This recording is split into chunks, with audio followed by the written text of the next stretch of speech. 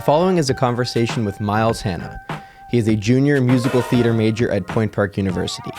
He stopped by to talk about his new musical he wrote called The Summer Winds, as well as college life and more. This is the Not Just Politics podcast. To support us, check out our page on the Say What Needs Saying network, as well as our links for the social medias in the description. Enjoy. Well, I'm ready to go whenever you are. Well, hi, I'm Miles Hanna. Welcome to the show. Welcome to the show. It's now my show, actually. You took over. Yeah, I just took over. Yeah, we had that happen with our last episode too. Oh, okay. Well, it'll be coming out after this, but maybe season 2 will just be, we'll just let the guests take over. Yeah, and they can just run the whole thing. Yeah, I mean, nothing wrong with that. That might work out really great. You never know. There's never really a podcast like that, is there? Is there ever a podcast? That just lets the guest take over. I don't know. I haven't seen one. Different intro every time, all impromptu. Actually, I mean, that'd be pretty cool. And that's different from anyone else's. The title of the show could be different every time. The title of the episode, the thumbnail, totally different every time. I mean, I think that's pretty cool. I think you still do have to for people to know that's you. Because it might be very confusing. Yeah. Who are they again? They'd be like, these guys were always the guests on the show. Yeah. Why? Must be very famous or something. Why are all these people having the same guys on the show? What the heck is that? What the heck? But yeah. So I'm a junior MT at I'm assuming y'all already know Point Park. Yeah. MT meaning musical theater, by the way. Yeah, you're know what that means. In the Conservatory Performing Arts. Yes, where we pay. You know what? I'm not gonna get into that now. So I'm not gonna get into that now. If you have any friends who are in Copa, and you ask them about how much they are paying, they'll tell you. But I'm not gonna get into that. It's more than other people that go to Point Park. Yeah. But you're directing you've written a show. I've written a show, yes, and I'm hoping to be able to direct the show next spring. How much can you tell us about it? I mean, I can just tell me. What's the name of the show first of all? Okay, so the name of the show is called Summer Wind. It's the title literally comes from a song called Summer Wind. I forget by which composer, but they're a famous composer in the jazz genre. So it came out in the 20s, more 50s. Frank Sinatra covered it. So it's a very famous song. It's the summer wind. So it's so I now changed it to the summer wind. Okay. Just because of copyright. Yeah. And so I'm also considering changing it to summer winds. Okay. Make it I don't know, a little bit different. I don't know if it really does much, but maybe for copyright. Yeah, well pretty much. So I'll stay out of that. It might help. Yeah. So what's it about? Okay, so it's about this girl named Octavia Sycamore, and if you know anything about me, a lot of the shows I write, all the main characters have tree last names. Okay. For example, my first original show, which I'm hoping one day I can produce on Broadway and star in it. His name is Montgomery Pine Jr. I think I had a character named Toby Juniper. Mm-hmm. Not in the same show, but it's just a little thing that I do, a little Easter egg. Okay, yeah. But she comes from this long line of opera singers, and she's the oldest of the two daughters. The other daughter's named Sydney, and it's funny. Originally, I wanted this show to be about the youngest daughter taking over for the oldest daughter because something happened to her. But I thought it more relatable to me. Not saying I don't have an older brother. Not saying I don't have older siblings, but it's more relatable to me if if Octavia was actually the older sister and she's the one who's going onto this world as a sort of I don't want to say first generation because that's not what that means, but the first of the children going out into the world, and so representing the next big Sycamore. Mm-hmm. Like I said, they come from a long line of famous Sycamores, and the most famous out of all of them is her grandfather. Mm-hmm. And you have her grandmother always kind of pushing her to be you got to be the next one, you got to be the next big one. And I think it's relatable in the sense of I think we all have family members who just want the best out of us and want the best for us, and sometimes that can come out in very toxic ways, and sometimes it can come out in very great ways. But she meets this guy named Art who's really into jazz, and like it's funny when you first watch it, and if you ever read it, it comes off as very La La Land. Okay. And I didn't mean it to come off that way, but I think for how it's developing and how I've written it, it's become its own entity. And yeah, it was I guess I would say it was subconsciously inspired by La La Land, but it's not La La Land. Okay, I gotcha. Yeah, so. And so you said you took some of the inspiration for those characters from your own life? Yes and no. I would say that, like, maybe if you know a lot more about my personal life, you would say, oh, that sounds similar to this person. But I don't really think so. I try not to do that all the time. Okay. Like, when it came to Monty Meet Me, the first show I've ever written or wrote, that did have people who I know. Okay. But for this show, I tried to make it as, like, away from me as possible and as away from my personal life. Even though as a writer, I think every great writer adds a little piece to whatever character they write. Just being honest. Yeah. So yeah, to answer that question in a long-winded way. Are you gonna direct it? Yes. So I'm not starring in it. I thought about it because. So, okay, here's the story. So anyway, I had a workshop. And if for anyone who doesn't know what a workshop, it literally in the name, you bring in like a piece or whatever. You bring in some people. If it's a musical, they'll sing some of the songs that you've written. If it's a play, they'll read some of the lines. You have like a table reading or something.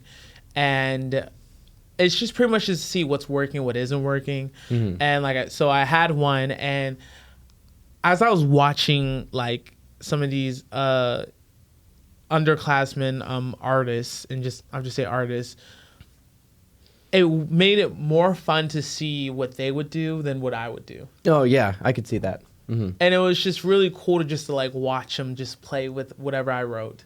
You know what I mean? Because I know how I would say it, but like that's fun in a sense, but I want to see how other people will say something. You know what I mean? So I was like, you know what? I want to direct this, and this would be like my second time directing something, but second and third time directing something, but like I want to give it a try. I think I could do it. I've done it before, so I'm not really worried about it. But yeah. And if this does, when would you want to have this show be performed? So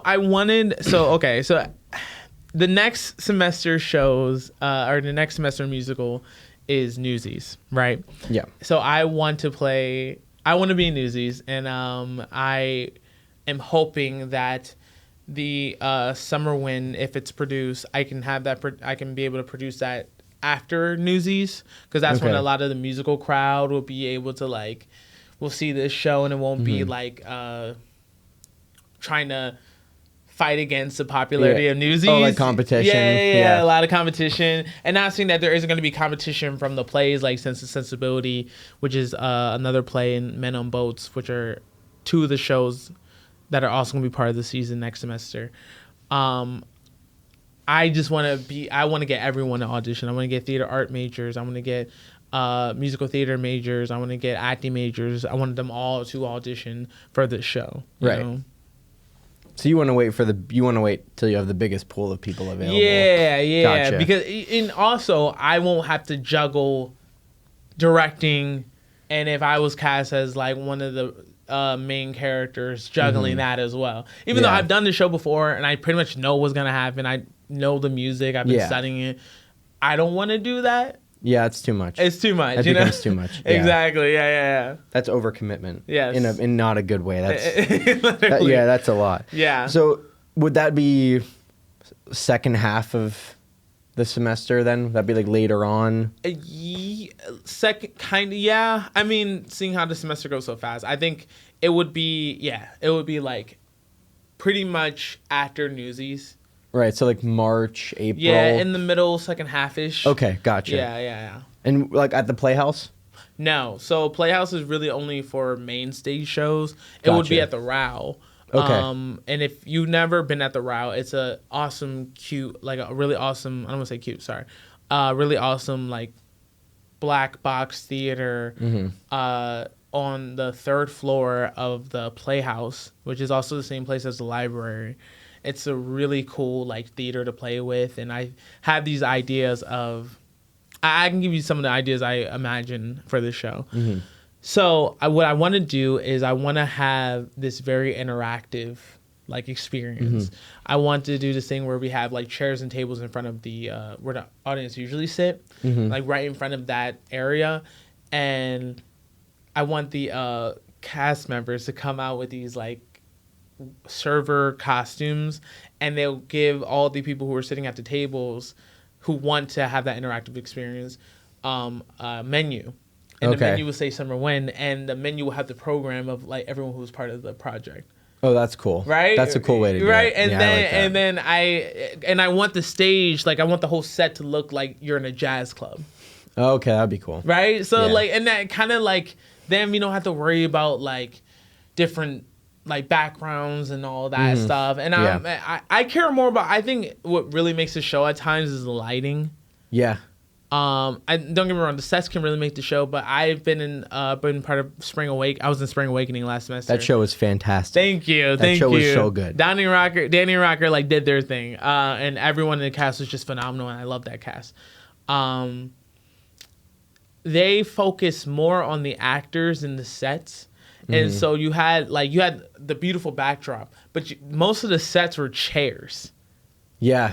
And it was so cool, and like how we played with them was just awesome. And I, as an actor as well, would love to have a show where the set is not as important as the characters. Yeah. Because that's what you're here. Like you want to know what the story's going on, and like that's what you care about. I think for a show like Beauty and the Beast, like you want the sets to look as beautiful because like you want them to be like Disney, right? Yeah, it has to be so large scale. Right. It's a mega musical. Same with Lion King. Same with Lion King. King's Yeah, the same way. exactly. Yeah. But like for a show like this where it's supposed to be more intimate, I don't care if the sets are like huge. I think just a cool like jazz like saloon setting would just be like perfect for the show. Yeah. Yeah. Is that sort of the goal that the whole show would take place in that? Now when you're saying like you want the theater to look like you're in a jazz club, or is that like specifically the stage? I would say more like the stage per se. I mean, because like money wise, I don't want to spend too much time on like the whole thing looking like a jazz club. Right. If it's possible, I would love to do that.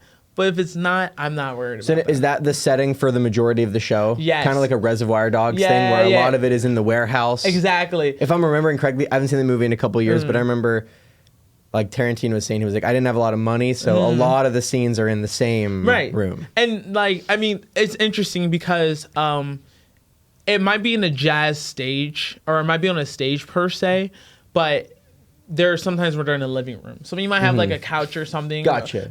Like you might have a dining room table for the kitchen aspect, but not very much of like a set change, right? So like Reservoir Dogs, I think that's I think another show that on stage that has that is I'm trying to think. I can't think of one.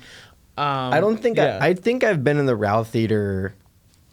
We took a tour of the Playhouse for our SAM class, and I think we were in there, but I don't remember like what it looks like. I remember that I saw about 4 different theaters, but I don't remember names for any of them. Yeah, well, you had the Highmark, which I had which was my first, my first conservatory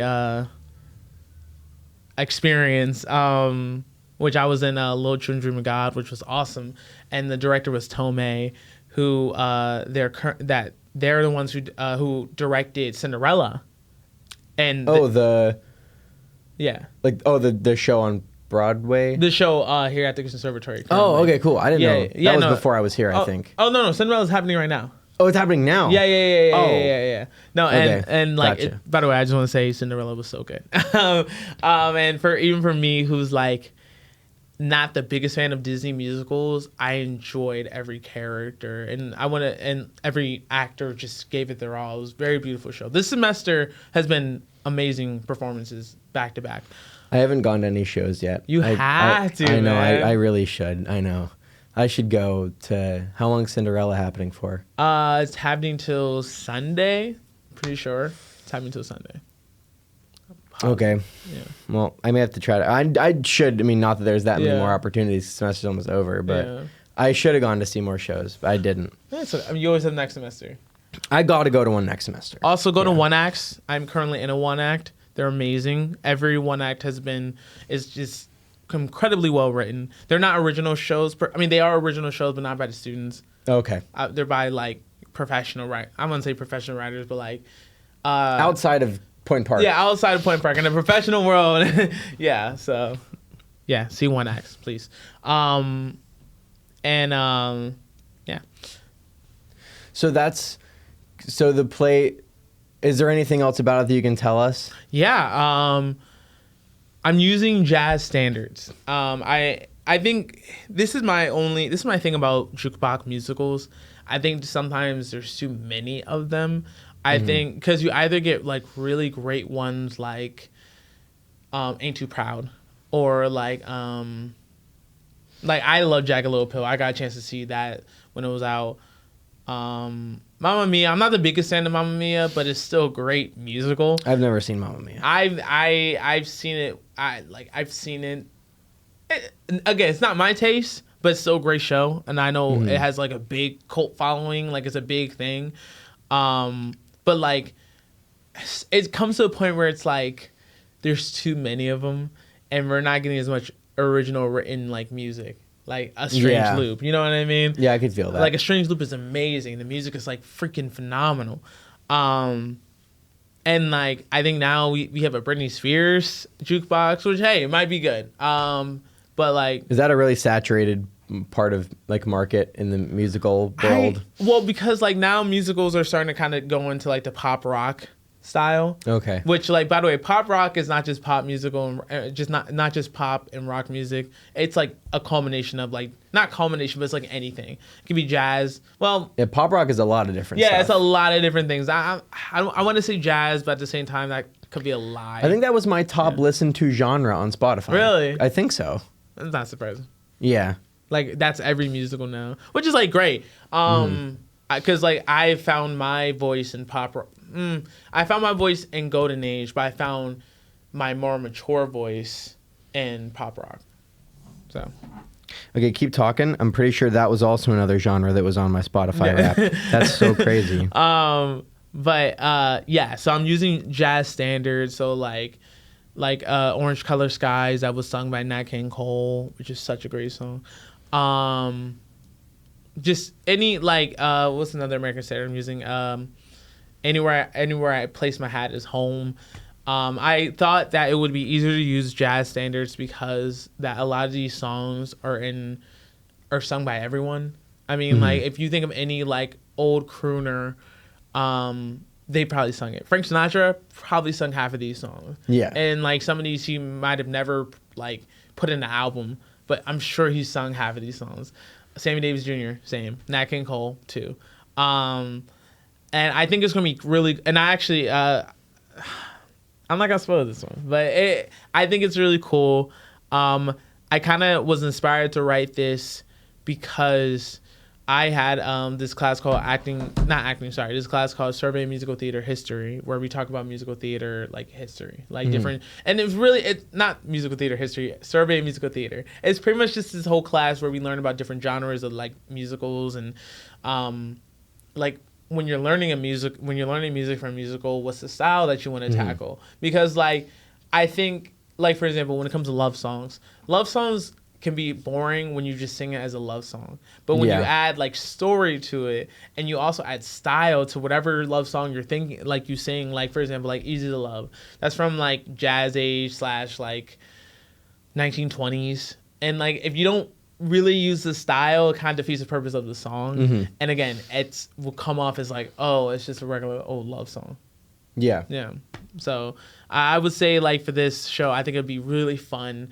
And I had this idea for the audition process where I want every person's auditioning to sing the song in their own way. Oh, that's cool. And what I would do is, with however the way they sung it, I would put that in the musical. Oh, that would be cool. Right? So then it personalizes the song in general, especially since when you use a lot of jukebox musicals, it's hard for jazz songs because a lot of them just are talking about random crap. So like they might not actually have to do with the plot. So I think it would be interesting to personalize it. And I'm going to really like ask the actors, hopefully this happens. Okay, so I get that you're singing in the up-tempo way, but like in a scene that's very like dramatic, why would you sing it? Like, is there a reason why you're singing that up-tempo? Okay, gotcha. And it's going to be cool, and I think it's going to be very collaborative to because, okay, you're singing up-tempo. Okay, now I know why you're doing it, right? Like, you got to justify the reason why you're doing anything. Yeah. Especially when it comes to, like, singing or acting. It's like, you got to have the justification. And then once I understand what your justification is, okay, let's do it. Let's put this in this show. And I think it's going to be super cool just to, like, see that. You know what I mean? So. It's like an interactive video game. Yes, exactly. Press X to sing it this way. Press Y to sing it that way. Do this combo. Yeah, like literally. like I just think that would just be so freaking cool. So yeah, that would be really great. Yeah. What did you learn about yourself and about other people through the stories that you've written? That's a great question. So I'll use Monty Meet Me, for example. Like I said, I don't think I meant it to be autobiographical, but it ended up being that way anyway. Okay. I really learned to take ownership of my culture. Okay. I came from a Catholic high school, and there was a lot of things that I kind of let slide that I should not let slide. A lot of microaggressions. I mean, I remember... I'm not gonna get into that one, but like there was a lot of like stuff that I just should have been like, hey, no. But at the same time, I was young. I was in high school. Like any other high schooler, they just wanted to be like liked, and cool, and like I wouldn't say there was as huge of a black community in that school as there is where I am. That's debatable. Where I am now per se, but. Yeah, I've learned to love myself in a sense. The reason why it's called Monty Meet Me is because Monty looks into this mirror and he sees like societal norms of how they see him. Okay. And so he might see someone who's like clammy or whatever, or he might see someone who's like what people will stereotype black men. So he struggles with this, and so towards the end, when he sees the mirror, he sees himself. And he sees the beauty of himself. And so that's like, I learned that. I learned to look at myself in the mirror and like feel beautiful and feel handsome and feel strong. I say when it comes to Octavia and Summer Winds, or The Summer Wind, I learned to take ownership of my dreams and to know that I'm the one in control of that. Yeah. And that I can... And I would say a big theme in this show is like names, the importance of names, and why you can choose whatever name you want to choose. You know, because like names I feel like names hold a big impact to who you are. Yeah. And with Octavia, I feel like I learned to, what does my name represent? Who am I?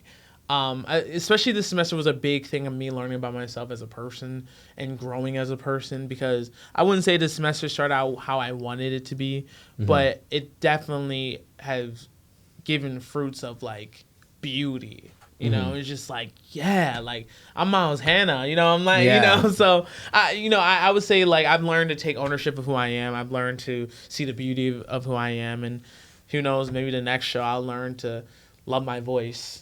Which I am starting to love my voice a lot more than I did, and seeing the uniqueness of my voice as talking or singing or whatever. Is that when you hear it back, like recorded?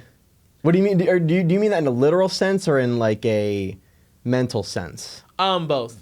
Okay. I think I will say this. I think for a lot of singers, the biggest, just for actors in general, some of the biggest insecurities is the loving of their voice, because like you kind of have to understand that like it's totally fine to like want your voice to be stronger. I want my voice to be stronger. I want my voice to be, I want to have more technique and all that. Go for that.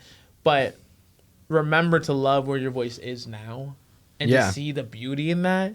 Something I learned a lot this semester, like I said before, it has a mental toll. You know what I mean? Because like you sometimes you tend to compare yourself to people. You're like, oh well, you know, and like especially in this business, you sometimes are like, oh well, like I wish my voice sounded like this. Oh, I wish my voice could do that. But it's like your voice is growing.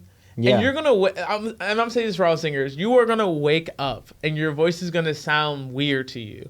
And guess what? The next day is going to sound fine to you. And the next day is going to sound better than fine. Next day is going to sound worse than fine.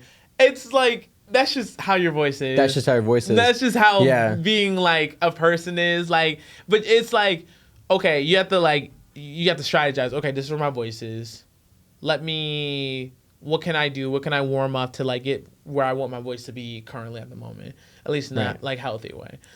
So you're looking at that from a musical theater perspective. Have you ever looked at that from a perspective of just being a person that has opinions and that has, I mean like voice as in how you present yourself, your tone, the way that you articulate your ideas? Yeah. So I used to have, I'm not gonna say I used to, but sometimes this insecurity still sometimes comes to me of I want people to perceive me as someone who is intelligent, someone who is hardworking, someone who's respectable, because I feel like there was a lot of times where starting out in freshman year and also in high school, a lot of people just saw me as like the jokester and everything, and or the person who doesn't take anything seriously. And don't get me wrong, I love laughing, I love having fun and everything, but I'm also someone who has big ideas as well. Of course. I'm also someone who thinks a lot, you know, and I coming here, I've met people who see that about me. Yeah. And I've understood to focus on them and not really focus on the people who don't take me seriously, because that's a waste of flipping time. You can swear. Oh, okay. If you want to, you're allowed to. Waste of fucking time. No, it is. I was about to say, fuck those people. That's what it is. Yeah. Yeah. I didn't know if I can curse now, but no, you can't. I don't try to all the time, but every once in a while, you gotta let one go. No, exactly. Like it's a waste of fucking time. Like it is. And of course, like those voices still come back to me sometimes. But like, I feel like sometimes you, especially as a black man or just a black person in general, there's always times where you feel like I could be yelling here, but I can't, because I might be perceived in a negative way of what people might seem as aggressive. Oh yeah. And that's hard sometimes. And there's been times, and now I would say in class, this is not a big deal in class now. I would say this semester I've really found a community with my classmates. I love my classmates. I will say this 100 times. I love my classmates. Your class is small. How many, like the musical theater class, isn't it only like 24 people every year? Yeah, I mean we lost people. Okay, that's just how it is. Like that's in like any theater program. Like you're gonna lose people on the way. So how many of y'all are left? Let's see. We lost like more than 15. Yeah, more than 15, maybe like at 15, I think. Okay. Like, yeah, around 15, more than 15, around 15. Like we didn't lose too many. I mean, we lost a good amount of people, but like we're definitely not the smallest class. Okay. We're probably like, I would say, the third biggest class per se. Okay. I mean, I know the sophomores, I think they only lost like 2 or 3 people. Don't at me on that. I think they did. I don't know if the freshmen lost any people. Hopefully they don't. Hopefully like everyone stays and has the ability to stay and perform and do all that stuff. But I would say that we're like the third biggest class compared to the seniors. I don't know if I think the seniors have a somewhat smaller class, but yeah. Did you find it easier to be confident in yourself with who you were after finding that community of people? Yeah, I would say that I understood my sexuality, and I'm still trying to understand it. I would say I think the great thing about college is that when you meet people that you don't usually get a chance to talk to, or you meet people who have similar backgrounds than you, or as you, and as well as you, then you. Same with you. As Anyway, you, I yeah, think as was you, the as one. you, yeah, as you. I think that one was right. Yeah, that was one of those moments of like, is that right? Is that, yeah, like I'm gonna try this one. I typed out the word high school yesterday, and I was yeah. like, I did not spell the word high right. I was like, that can't be how I spell the word high. I was like, this can't be right. I looked at it 6 times. I typed it into Google, and I was like, well, Google's not correcting me, so it gotta be right. I hate when that happens. That's why I think I misspelled area, and I was like, I know that's not how you spell area. Like this can't be. Like I gotta look this up real quick. Siri, how do you spell area? Oh, I never ask Siri. I would remove Siri from my phone if I could. Why? Because she's annoying. She doesn't do anything. But she does shit for me. The one Like time I was like, I'm being serious, and Siri was like, what was that? Shut up! Get off my phone. It's so annoying. I mean, that might be an option one day. Like I've you can never turn off actually. Siri. It should be an option now. I've actually never used. I rarely use Siri. But going back to what I was saying, because I think it is important. I think once you have a community of people that you know is going to have your back, it's a little easier to say, well, fuck the rest of the people. I'm just going to be me. No, there is, but I think also you have to remind yourself. Don't be afraid of meeting new people. Yeah, of because I course. think a lot of times, you would think in high school the whole clickiness would kind of end, but it doesn't. Obviously, Point Park is the clickiest place I've ever been to. Yeah, it's somehow even clickier than. I'm going to say this. My high school was not very clicky. Really? We had football. We had kids on the football team that were in the marching band. Really? They would like for halftime they'd pick up a drum and they'd be in the marching band. Like we didn't have the jocks or like the cool kids. Like there were groups. Right. But Point Park is way more clicky, and I was shocked when I first got here and I found how clicky the school was. Was your school smaller? No, my school. I mean, small. Yeah, Small. Like, was it like? Would I say like a smaller high it was school? like 800 kids. I mean, that's pretty small compared to like certain schools. Yeah, no, that's true. But even then, like, I still feel like. I mean, how many people you think are on campus at Point Park? It can't be that much more, right? Because we only have like 4,000 students. True. But a lot of those are online people. Right. I don't see 4,000 people on campus. No, I've never seen there's no 4,000 people. I think I've maybe seen 2,000 people. If I had to guess, maybe there's maybe like for graduation, I'm sure you get like 2,000 people or maybe 4,000 people. I don't know. But I don't know. I just felt like this place is so clicky. Mm-hmm. It is. No, it is. And again, like to each their own. But like, I don't know. I feel like you have to be okay with like being able to like talk to other people and just like having, you don't gotta be friends with them, but like saying like, hey, how you doing? Or like sometimes like it's always interesting that when you have interactions on the elevator. I feel like they're either like the most pleasant or most awkward things you've ever experienced. Yeah. Like we ran into Santa in the elevator yesterday. You did, dude. Santa was going up to the dining hall for that ball that was happening. Yeah, I'm okay. Speaking of the, I didn't mean to interrupt you. No, Speaking of the ball, ahead. we were in the dining hall. We were sitting down. We were about to eat. And then a Kanye song comes on, and we were like, "What the heck is that?" And then literally 5 seconds later, they switched the song. Good move. They didn't even let it. Good move. That song played for maybe 25 to 30 seconds, and then they switched it up real quick I'm to sorry. like Christina Aguilera or something like that. I don't even know. Look, I was a Kanye fan, but after seeing all the stuff that he said, yeah, I was wondering if we were going to talk about that. Now we have to because I brought it up. Yeah, you brought it. I still am so speechless about it. I just can't believe that, like, you have to be the wildest person to go on a podcast with Alex Jones and Nick Fuentes, and Alex Jones looks like the normal one. Right. You have to be insane. You have to be crazy. But Kanye is that crazy. He's just using that crazy. Of course in, like, he is. I would say, in my opinion, the worst way possible. If Alex Jones had... If you had to guess, how many bangers does Kanye have? Like, 100? Like, yeah, do you think he has 50 S tier songs? Yes. So if Alex Jones had 50 of anything that was S tier that he made, do you think we would look at? Do you think there'd be some people going, I mean, maybe? I think because it's like if you think about it, like. Oh, by the way, just to clarify, I do not like Alex Jones in the slightest. But I don't like his opinions or his ideals. I don't agree with his ideals. I'll say that. I think it's like I think that goes for like any artist. Like for example, like R. Kelly. Yeah. Screw that guy.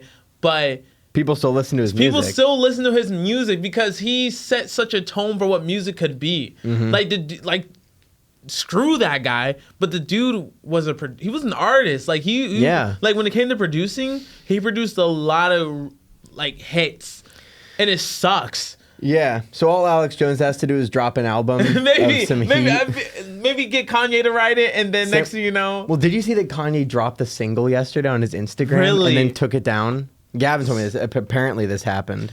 Yeah, he posted it onto his Instagram story, and then it just after a while got removed. Oh, they took it down? No, it just removes itself like an Instagram story. Oh, it was an Instagram story. So Alex Jones needs to have Kanye feature on his album. Yeah. Maybe Kanye can help him produce it a little bit. And then maybe it can be all of the memes of Alex Jones in the song, you know what I mean? So it's the one where like he's on Rogan and he's like, listen, the government doesn't want you to know this, but the blanks in the street are all free and you can take them. I have 456. And that meme where they had it and someone was like, that's his ad libs. The Russians don't want you to know this, but the tanks in the streets are free. Trust me, I have 461 of them at home. Like that one. You know, like the Metro don't trust you. That's his. Yeah, exactly. That's literally his. Exactly. Word from word. Yeah. Obama. Yeah. No, so maybe that's it. Yeah, I'm still like whenever it first happened. I was so speechless. I just couldn't believe. I could believe it because Kanye's a wild boy. Right. But Wild boy. he is, though. I mean, this guy's out here. Listen, when your biggest regret is that you'll never see yourself perform live, that's crazy. And he said that. That's a Kanye quote. My biggest regret is I'll never get to see myself perform live. That's deep.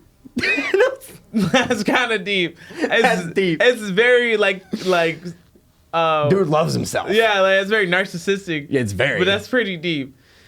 Yeah, I guess. I don't know if I'd ever say that about myself. Now I'm thinking about, I kind of hate him for that one. That's what I'm saying. My biggest regret is not being able to see myself It's not live. like my biggest regret. And I think this was like years ago. This was before I broke up, like divorced from Kim and everything. But it wasn't like, oh, I wish I would have like been closer with like so and so in my life. Right, like how about your daughter? Right, he'd just been like, no, my biggest regret is I'll never get to see. You know what I mean? When someone threw the penny and he was like, what the fuck was that? You threw a penny at my face and auto-tune and like someone threw something at him and he like stopped the song to call them out in full auto-tune. That's the problem with him. The problem with him is that he has so many clips and sound bites that are so funny. He's like Trump. But then, that's what I'm saying. Like that's what Trump is. Like Trump has so many. They both have quite the portfolio of really funny videos and sound bites, but then it gets a little overshadowed by him saying that he loves Nazis. Yeah, and that he is a Nazi fanatic. He didn't say that, but no, but he did say that he did credit Hitler for inventing highways. Which again, okay. Did anybody fact check this?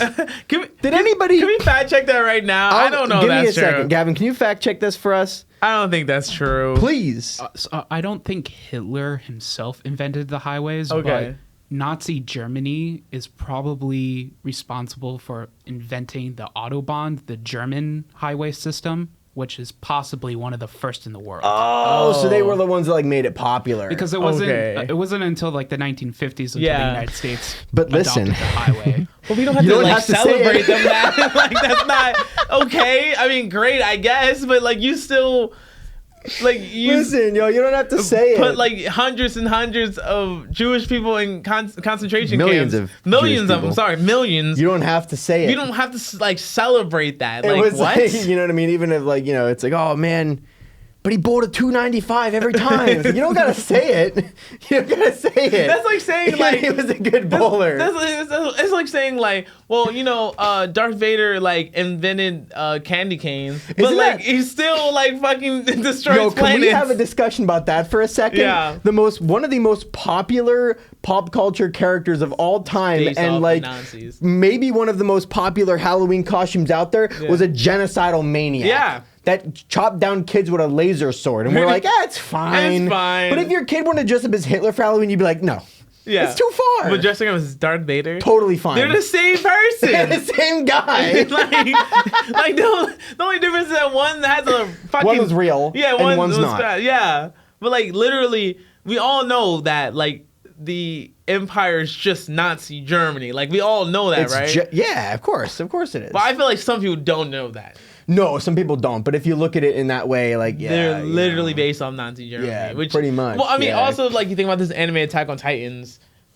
Never watched it, by the way. It's such a great show. I've heard it's great, but I've never got into anime. But low key, some of those has some Nazi-esque stuff in them. Yeah, that's how it is. But the thing is, I want to just say the main characters are going against that. They're But it's always the villains. They it's always the villains. like Yeah. But no, I mean, that's like honestly, like I'm not for banning Halloween costumes. I think it's kind of ridiculous because like dressing up Hitler. But I mean, dressing up as Darth Vader.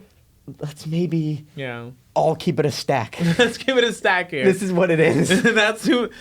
He's a genocidal maniac. He is. You know, it's like he literally killed kids in the third prequel with the lightsaber. And now, if you watch, I'm sure he did more of that behind the scenes in the other movies. Oh my god, yeah. I mean, like that's what all the comic books are like explaining. Yeah, like they're literally hunting Jedi. Darth Vader is. Okay, I didn't finish the series because I want to watch it with my girlfriend first. But we literally didn't finish it yet. Yeah, I didn't finish it yet. Didn't finish it yet. Technically speaking, I didn't finish it yet. Gotcha.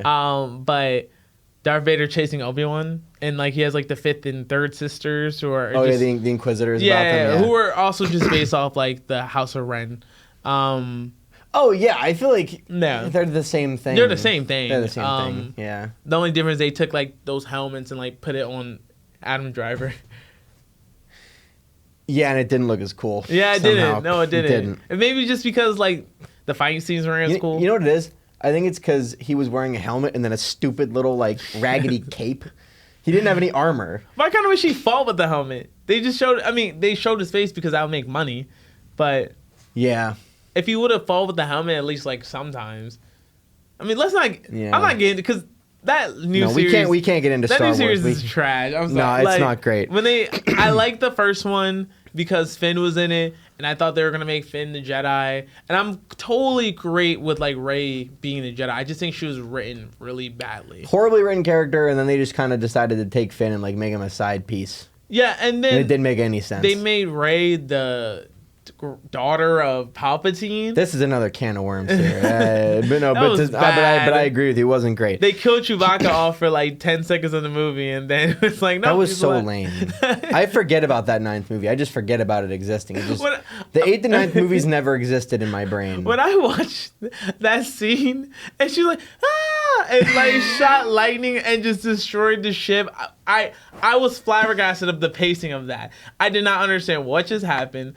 Nope. And like she just Force lightning's out there.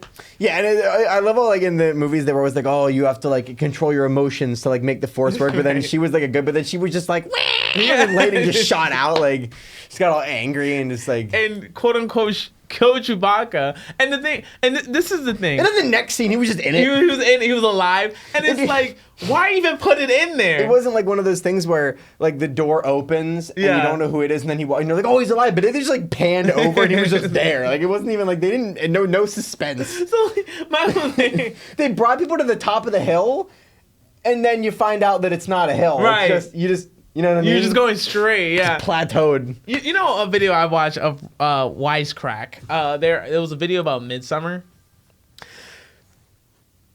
I've never seen that movie and I never will. Why? Because I don't do horror movies, man. I can't do it. I wouldn't say it's like a horror film more as like a... We watched The Lighthouse. I told you about this. Yeah, we watched The Lighthouse, did. and that thing was spooky as hell. And Gavin was like, no, Midsummer's way worse. You think Midsummer's... I'm not doing it. Midsummer is definitely for him. Yeah. Oh, okay, for you. I can't handle it. I don't know why I can't do horror movies. Man. I think like the psychedelic trips and that. Yeah. Definitely kind of like terrifying. Yeah, there's a lot of stuff especially like in the beginning part as well. The body horror for sure. Yeah, no, I won't sleep. I can't do it. Okay, I guess just the reason why I don't think it's as bad as like The Lighthouse is probably because like it's more. There's like the story underlining is pretty interesting. But The Lighthouse is too because it's all Greek mythology. Is it? Yeah. So from what I understand, because I read about it, William Dafoe's character is based on Praetos, who is the guardian of the lighthouse of Athena. And it's like the fire of the gods type thing. And then Prometheus is like they're trying the to take the demigod fire, that tried to yeah. take the fire away. And Robert Pattinson's character in the movie is always trying to get up top to see the light in the lighthouse because William Dafoe's character is always up there and he won't let him go up. Right. So it's supposed to be like he's trying to steal some sort of power away Right. from it. And it's really interesting because they work that mythology all the way through the movie into the character. That's cool. And it was scary as fuck. I was, you know what it is? It was because we were in a theater and it was like the crazy heavy duty speakers. It was dark. And it was dark. So all of the audio effects were turned up to 11. That's kind of cool. And yeah, That- and it's all in black and white too, which makes like at nighttime the shadows. Yeah. Shadows get turned up to like 11 for me whenever it's in right. like black and white, just because I don't know why they're just like accentuated. Yeah. Well, I mean, that's probably a reason why I haven't watched part 2 of A Quiet Place. Is that it? Quiet Place? Yeah, I never saw the first one. Really? No. The first one was so good. So was the No, second see, that's one that I apparently. could watch. When it's more of just like a thriller and there's Yeah, like yeah. aliens involved, I'm like, I'm not gonna get afraid of aliens. Right. But this one was very psychological.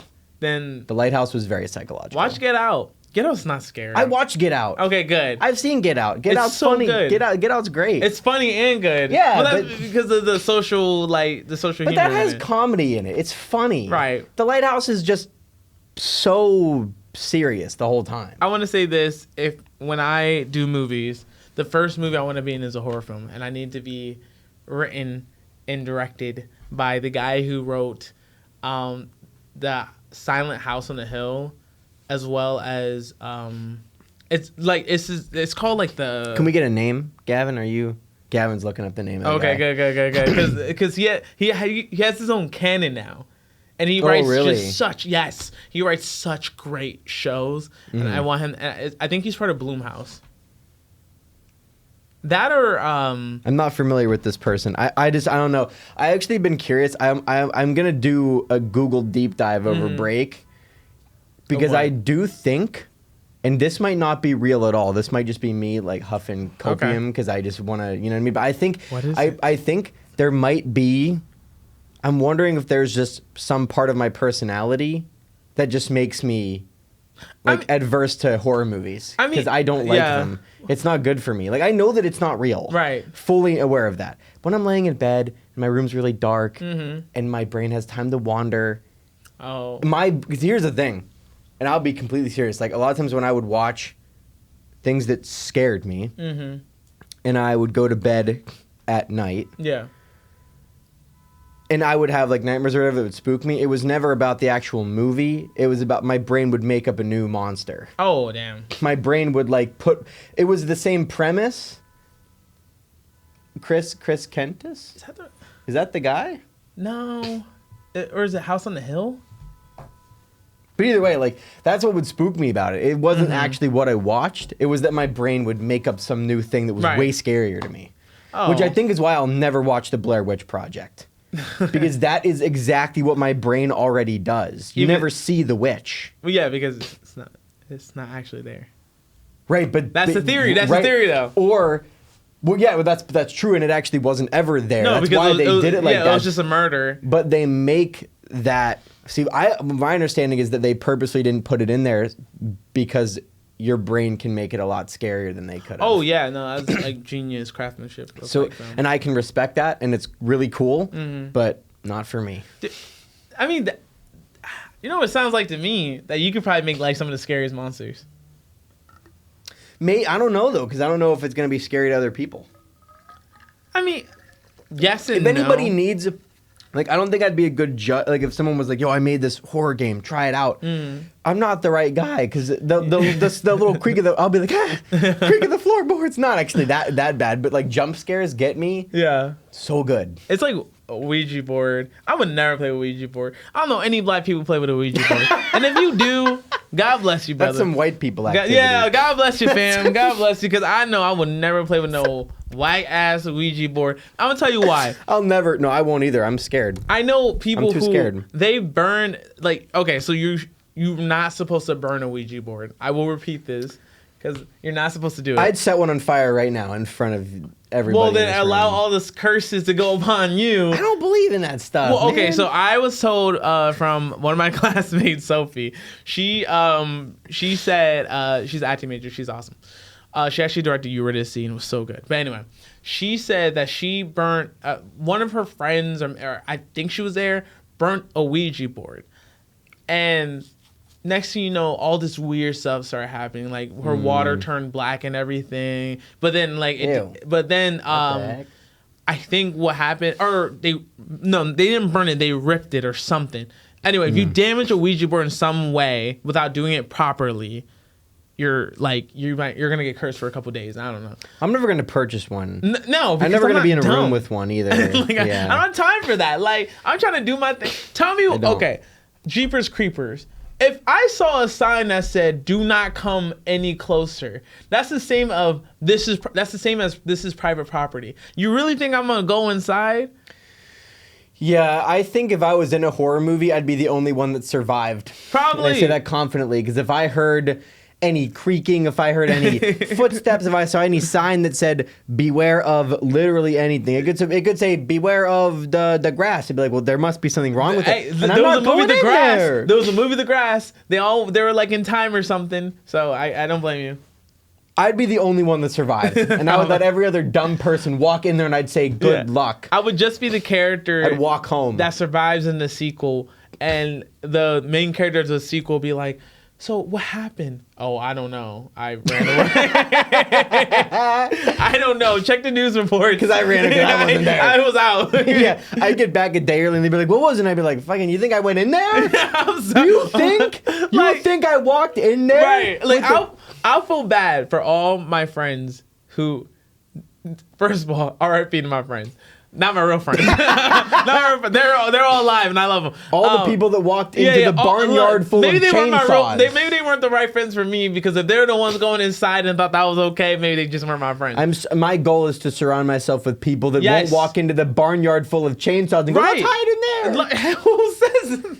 Wasn't that like a Geico commercial or whatever? They were like, "Why don't we go hide behind the chainsaws or whatever?" You know what I mean? Like, I'm not gonna be friends with those dumb motherfuckers. No, literally. So I don't get why people ever just look. This is my thing. I'm a spiritual person, and I will. I think there are definitely things in the universe that are not internally good per se. Mm-hmm. And so I don't particularly. I'm not always the one who's like gonna go out and like try to see if it's real or not. I'm 100% okay believing if you go into a forest and say Wendigo, you're fucked. Like deep in the forest. It depends on what forest I was in and what time of day it was. If I can see the sun, I'll say it. But if it's dark, yeah. The sun's not gonna be there forever, brother. So you better get out the forest like quick. well, yeah, I'll plan out my route. I'll leave the little trail of jelly beans like they did in like when Winnie the Pooh movie, right? Little pit. I'll leave the trail of jelly beans. There you go. I'll walk into the middle. I'll scream it, and then I'll book it out of there immediately. I'll hightail it and just, you know what I mean? Maybe I'll leave a GoPro to see if anything shows up. Wow, you're scared of horror films? Yeah, that's on you, brother. That was your whiteness coming out right there.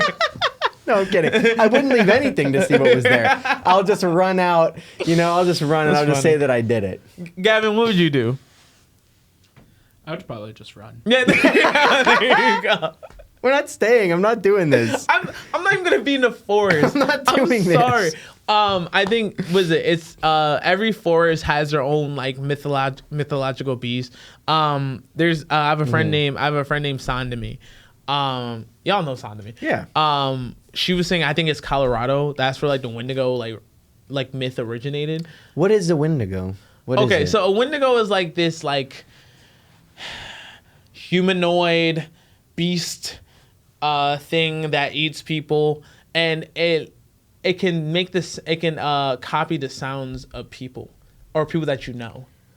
Oh. So if you're ever in a group and it's like late at night, if someone says that, be careful of who is saying their name. Well, I'm going to run either way. Yeah. I'm going to leave everybody in the dust. I'm going to hope that I'm faster than the slowest person in the group. Yeah. You better hope. I'm going to hope I'm not the slowest one. You better hope, because like you're going to be like in this deep black, and like this is the thing. This is why I would never. What if I climbed a tree? Can they climb trees? Yeah, they can climb trees. Damn. Yeah. Can they swim? Yeah. Yeah, I might be toast. Yeah. I better hope I can run. This is my thing. I love living in the city because I can see stuff. I would never live. Out in the middle of like nowhere. No, like you can't. you can live in a farm, that's on you. But I can't. No. It just creeps the crap out of me. Mm-hmm. There's too much space. I'm by myself. I'm secluded. I can't do it. So Would you ever have a gun if you were out there like that? Would you purchase a firearm? have a gun? Of course I will. No, I don't. I mean, I think like probably not because I'm just not that type of person who would like own a gun per se. But I feel like if I maybe a hunting rifle, like like if there's like foxes, I love foxes by the way, and I don't really want to kill anything. But like maybe like a hunting rifle. But again, I personally wouldn't have a gun because like What about a bow and arrow? a bow. I will have a bow and arrow, crossbow for sure. Yeah. That's different. That's I mean, it's still sort of destructive, different. but like, yeah, I was gonna say it's not. Let's be honest here. It's not that much different. It's still dangerous. It's still gonna kill somebody if you hit him with it. But like a crossbow's pretty badass. Crossbows are sick. And like I'm sure you need to have a license for that one, but You never know. you never know. You never know. So, but yeah, I'll have a crossbow. But I probably would not have a gun. That's just me. Yeah. Okay, I know you got to get out of here in a little bit, so we have a couple of wrap up questions here that I like to ask everybody. Here you go. Okay. Yes. What was one small act of kindness you were once shown that you will never forget? Oh, these are very sweet questions so far. Okay, so this was sophomore year. I think it was the end of my sophomore year, towards the end of it, second semester. So that was just last year.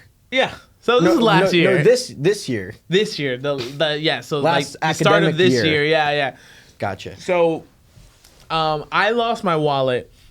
Like, no. That's a lie. This was freshman year. Okay. It's freshman year. I lost my wallet on like maybe the third day of school. Oh. I'll just say like the first week of school freshman year, and I had $100 in there, right? So I didn't have that for like pretty much most of the school year, and then towards the end of second semester of freshman year, I go to I get an email like your wallet was found. Bruh. I'm like, okay. Had you replaced everything at that point? Yeah. I've been replaced everything, so I wasn't. So Okay. I like moved past that. That's such a pain in the ass. No, to it replace. especially in like the first week. You have a driver's license and everything, like all that stuff. Yeah. Oh, you had to go to the DMV. Yeah. Oh. Yeah. Well, it was kind of crazy. I remember like that night when I lost it, I was running in the rain, like surging and like at the point. Oh, jeez. Yeah, but Oh, no. I go down to the Thayer Hall building, and I go to the desk, and he's like, "Oh, here's your wallet." I'm like, "That's crazy." I look inside. The $100 is still there. No way. I cannot lie about this. That person didn't have to leave that $100. No, they did not. They did not have to. And those are some of the moments that I believe that humanity is good at heart.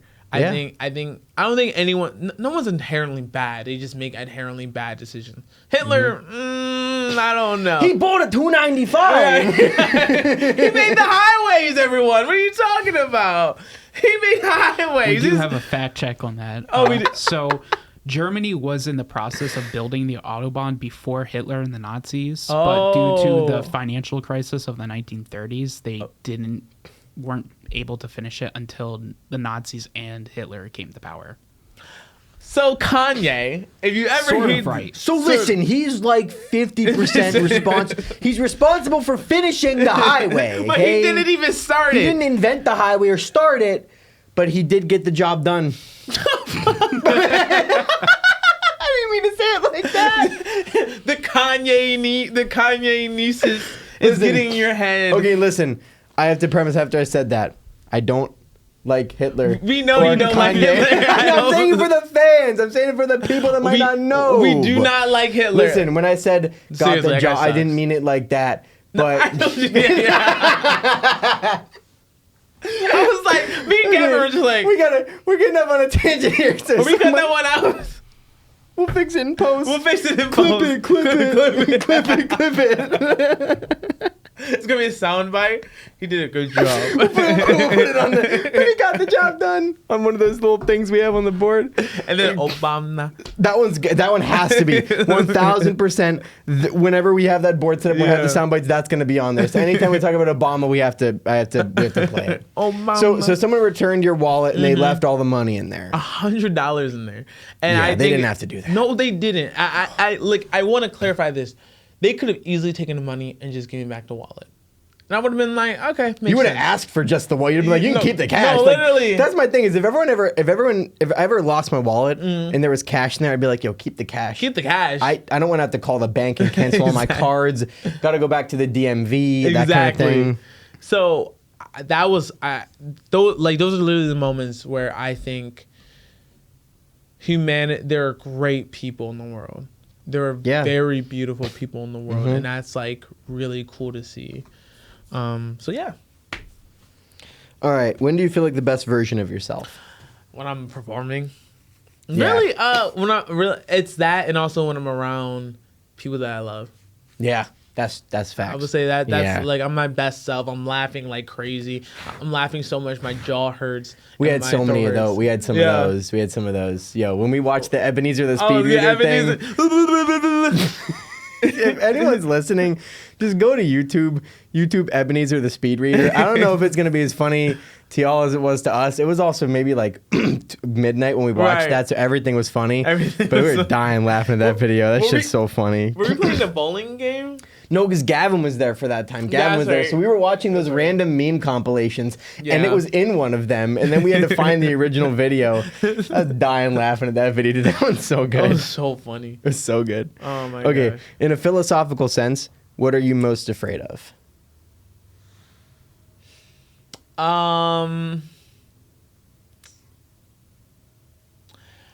Letting people dictate who I am as a person.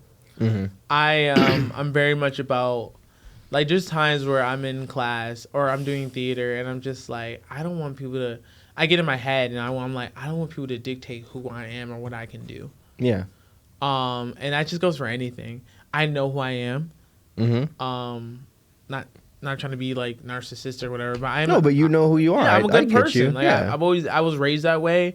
I was blessed enough to have the best aunt ever, my aunt Denise, and the best family ever. Mm-hmm. Well, they're not perfect, but no family is perfect. Yeah, no one's family is perfect, but like no one's is. I'm thankful that they've supported me, who I am and where I am, which I would say is a blessing because there are a lot of families who don't support their children, especially in this type of business, or who they are when it comes to like sexuality. Yeah. So God bless all those people, and just know that you're not alone, and that because like even though I had a great type of experience with one parent, I didn't have the best experience with the other parent, or the experience I would have liked.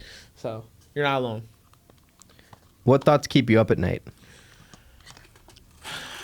For at a risk of repeating. Dreams, man. Like you dream a lot? I actually choose not to dream because sometimes my dreams can be like very weird and like they give me like weird, uncomfortable feelings that I just don't like. Like when you're like your brain creates like these monsters. Yeah, after I see a scary movie, it happens all the time. It's for me, if I dream, it creates like this weird feeling that's like, ugh, I don't like it. I don't like it. It feels wrong. It doesn't feel right. And then I just kind of like, I'm always happy to like not dream. Yeah. Like honestly, if I go to sleep and just see blackness. That's honestly, I very rarely dream. But whenever I do, they're always goofy.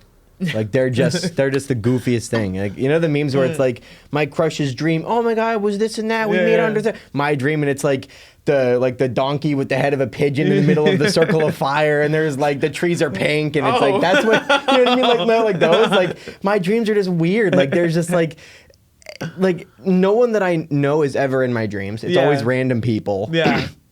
They always say things that make no damn sense. Like, and like in hindsight, they're very funny. But I wake up and I'm just like, why? Why was that the one that we decided to go with? Like that was the one. Like what? There was nothing better we could have put together than that. Really? Like if I'm gonna dream, it can't be something cool. I can't be. Yo, clip that. That's good. Clip it. But yeah, I hope though, if you like. I wonder what it's like to pass away, and I wonder if like passing away is just dreaming. Oh yeah, I've talked about that on the show. Like that's what gets me sometimes. Right. Is the idea of not being me. Yeah. And just like my brain can't comprehend not being in my body. Mm-hmm. And just it's over. There's nothing. I do believe to an extent there is possibly some sort of afterlife or some sort of rebirth kind of thing, maybe. But that's just my brain can't comprehend what that experience would be like. And I don't think any. I mean, I think if your brain can, you're a crazy person. You're a crazy person, or you are truly a happy person. Unless, I think like I'm not afraid of it. Like I'm accepting it. Yeah, but I'm just but if saying, you're like, I know what it's like. Keep them over there. Right, because sometimes they can come out. Or I want to talk to them so that they can kind of confuse me and I can maybe try to understand. My brain isn't built for that kind of stuff. That's why, like, if I dream, I want it to be something meaningful. Like, when my grandfather passed away, my dad had a dream, and it was Jesus and his grandpa saying, "Don't blame God of my death and everything of his death." That's dope. That's dope. Where are those dreams? Yeah, I want those dreams. Can I just talk to my grandpa when I'm dreaming? I would love that. Yeah, that would be sweet. That'd be sick. That would be cool. Okay. What does it take to be a good leader? That's a good question. I'm sure everyone has said this, but like communication. I don't know if we've gotten that one yet. I mean, like generally speaking, like that's been something, but like you gotta learn how to communicate with your team. Mm-hmm. You have to, because communication is probably what breaks down a lot of relationships. Absolutely, it just is, because like, and also knowing how to communicate and knowing what are the right words, because I'm a person who believes is how you say it and not always particularly what you say.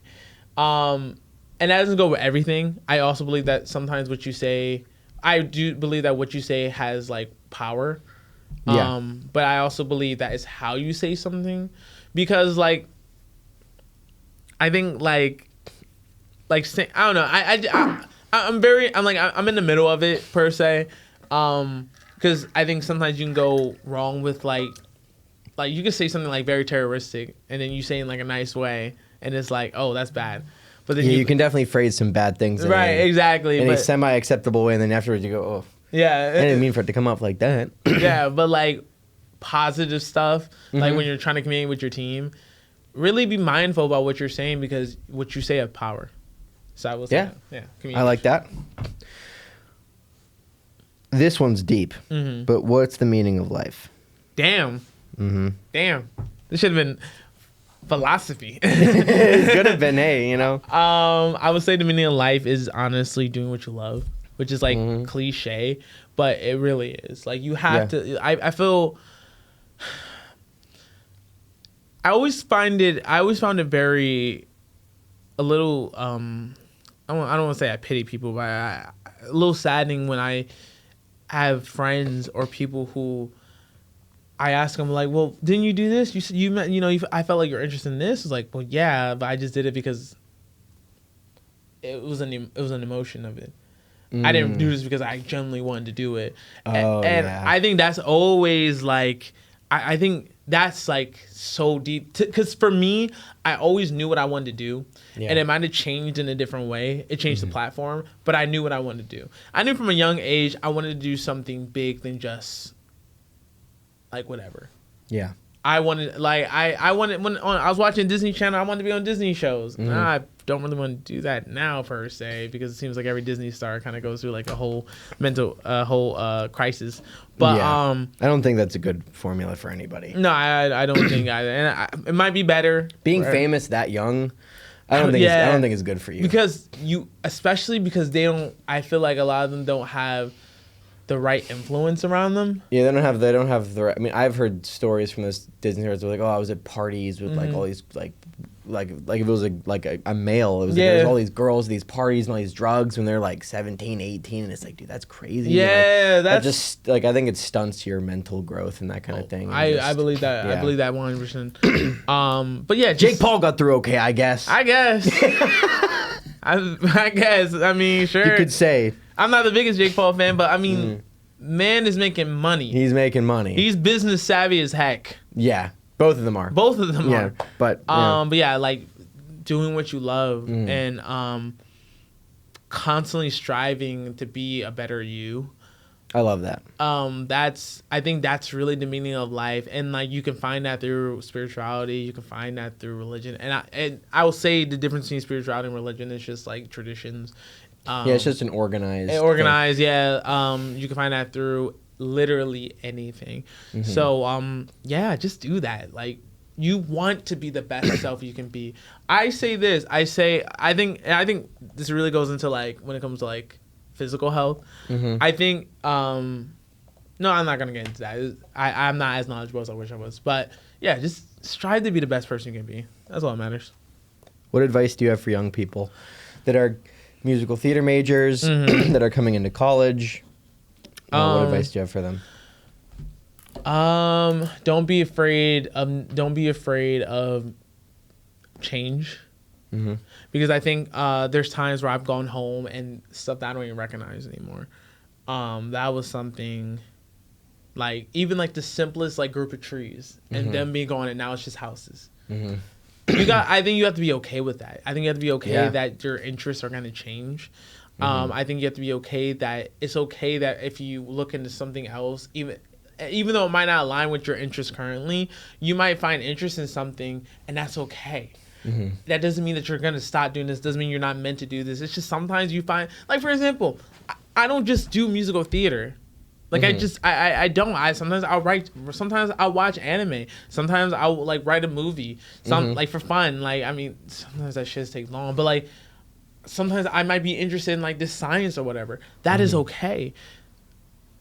It's okay to like different things, because who knows that might align with what you're doing. Who knows if I'm in like some musical or some play where it's about science and like I have all this prior knowledge of science. That's a little thing for like musical theater people. Honestly, keep learning, but really just be okay with change. Be okay with your body changing. Be okay with your voice changing. Be okay with your mindset changing. Because there's a lot of things that you thought you believed in, and then you'll find out that you might not believe in that anymore. Don't get stuck in anything. In any boxes of any kind. Right. And also be okay knowing that you might with a lot of my friends, I've learned there's a lot of sometimes toxic stuff that we were given by our parents. And you need to be okay with tackling that. When you're ready, of course. But like looking at yourself and be like, okay, well, why do I do this? Oh, that's because she did. That's because my mom or my parent did this. That bettering yourself, that kind of goes into bettering yourself mentally, physically, emotionally. Just be okay with that. Like, don't get stuck. You can't get stuck. You want anything. You have 4 years. And people say they're fast, and you might think, oh, well, they're not fast. Like, they're fast. They're fast. No, they're fast. Because I'm telling you, one, they give you so much work that you don't even have time to like even enjoy the moment at times. But two, you're learning so much, and you're having so many experiences all at once that you forget where time runs out, and you're having so much fun. So, just embrace it. Embrace all of it. Embrace all. Embrace the bad. Embrace the good. Embrace the sad. Embrace the great, because like that's what life is, and how and being able to handle it, being able to handle when the roller coaster is falling off the track. Like you have to know how to handle that, because I'm gonna be honest with you, that's life. Happen. That's life. It's gonna happen so many times. You're like you're gonna be on a racetrack and you're gonna like you're gonna hit the wall, and then you're gonna go back and drive again. And put people in your corner that'll be around you. Yes, put the right people in your corner. Like, the right people are the ones that you can honestly talk to and you can be yourself with. And this is a hard thing to do. It's easier said than done, and I'm still working on it. You have to know who your team is.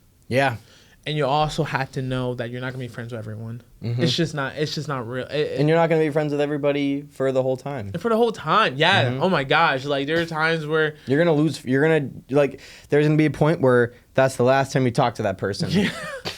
And that's how it is. And you won't know it. Maybe you will. Maybe you won't. But sometimes you'll look back and you'll be like, oh, I haven't talked to that person in 4 months. And it is what it is. It is what it is. And from a spiritual aspect is just like, for me, and this is what I believe. I feel like God just puts people in your life, and God just takes them out because I believe that too. there's just because you already learned what you learned from him. So yeah, just enjoy life. That thing about time is so crazy. Like, it really does go fast. Like, I'm not even halfway done, and I'm worrying if I don't have enough time to get everything done that I wanted to get done. I'm not even halfway through. Look, I'm a junior. It's first semester. This is probably like the fastest yet hardest semester I've had so far. And second semester is always like one of the bitches of the semester. So like, I'm gonna stay focused for me and like just work my butt off. But and work smarter and give myself like mental breaks and all of that. Yeah. There's a difference between working harder and work smarter. Work smarter. Don't work harder. I mean, work hard. You gotta work hard sometimes. You gotta work hard, but sometimes you don't. But sometimes you gotta work smarter because like. You're right. There's a balance there. There's a balance. There's balance in everything. Mm-hmm. But yeah. Well, listen. If that show happens, you got to come on again. Tell us about it. Yeah, I'm having an interview this Saturday. You've got to get us tickets. Of course. Fucking front row or whatever. Yeah, they're all free. Whatever the best. Oh, I forgot about that. Yeah. Can I reserve them though? whatever the best seats are, because I will be there. What my dream is, you're gonna have someone at the desk giving out tickets. I'm pretty sure you can reserve them. I think they have like a website. I'm pretty sure they'll probably have like a link tree on Instagram or something. Okay. If this happens, God willing, God, please let me be in Newsies and let me do Summer that would Winds. Be cool. Newsies is a great show. Yeah, I would love to play Jack Kelly. Newsies is a great show. I'm not gonna lie about it. But they'll have like someone at the desk be like, would you want an interactive experience or would you just want to sit in a regular like chair? And also so the cool thing about the route, and like just really quick, the seating changes every time. That's sick. Yeah, so sometimes might be in proscenium, sometimes might be in like the round. So yeah, that's pretty cool. Well, I love it. Yeah. And I want to be at that show if it happens. Yes. And if you're in Newsies, I'm going to be there too for that. Thanks for stopping by, buddy. Yes. I love you. I love you as well. Thank you for inviting me. You're welcome, dude. Well, you got to come back. Yes. Just for us to chat, but also if the show happens, got to do it then too. Oh, yeah, for sure. Because I love talking to you. This is fun. It was great. Bye, everybody. Bye. Peace out.